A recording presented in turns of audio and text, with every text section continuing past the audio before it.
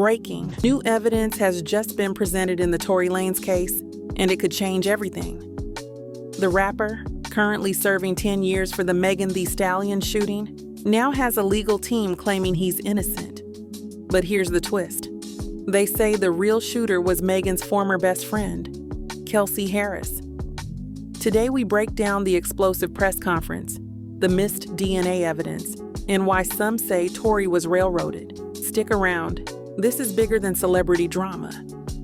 This is about justice. Attorney Walter Roberts dropped this bombshell. Tory never fired the gun. Kelsey Harris did.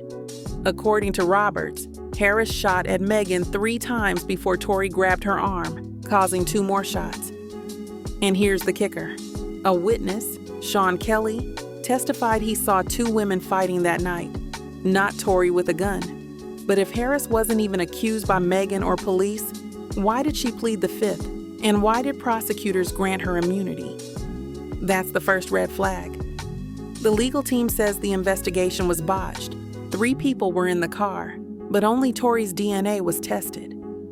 Unknown DNA was found on the gun, yet the defense claims there's a 0.01% chance Tory ever touched it.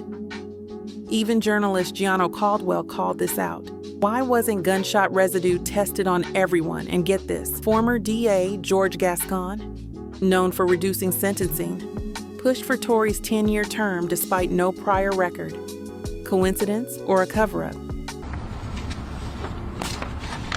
Not long ago, Unite the People was approached by a gentleman named Bradley James.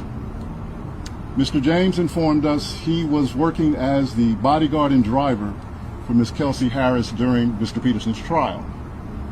As such, he was in close proximity and he had privy to conversations she was having with her husband and others. Mr. James informed us he was not under a non-disclosure agreement or a confidentiality agreement and was free to speak with Unite the People, and that he was doing it because his conscience would not let him not speak and leave a man in prison for something he did not do. Mr. James informed Unite the People that he was witness to the conversation Ms. Harris had, where she stated she had the gun, she fired it 3 times, Mr. Peterson grabbed her arm and knocked it down, and the gun fired 2 more times. In essence, Mr. Peterson never shot anybody, never even touched that gun, never fired the gun. This statement aligns with the statement of the only non-party witness to the case, Mr. Sean Kelly, who at trial testified he saw 2 women fighting, 2 men break up the fight, 1 man grabbed the other one's arm. Gunshots came from the passenger side. Passenger side is where Ms. Harris was sitting.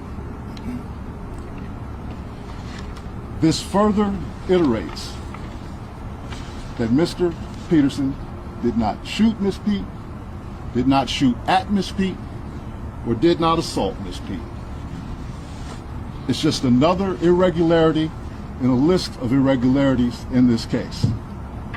For example, there were 3 potential suspects in the car that night, and yet the only DNA sample was taken of Mr. Peterson, even though unknown DNA was found on the gun. Why wasn't Miss Harris's DNA taken? Or was it taken and the information simply never given to the defense? Why wasn't the driver of the car, Mr. Jaquan Smith's DNA taken? Or was it taken and again, simply not given to the defense?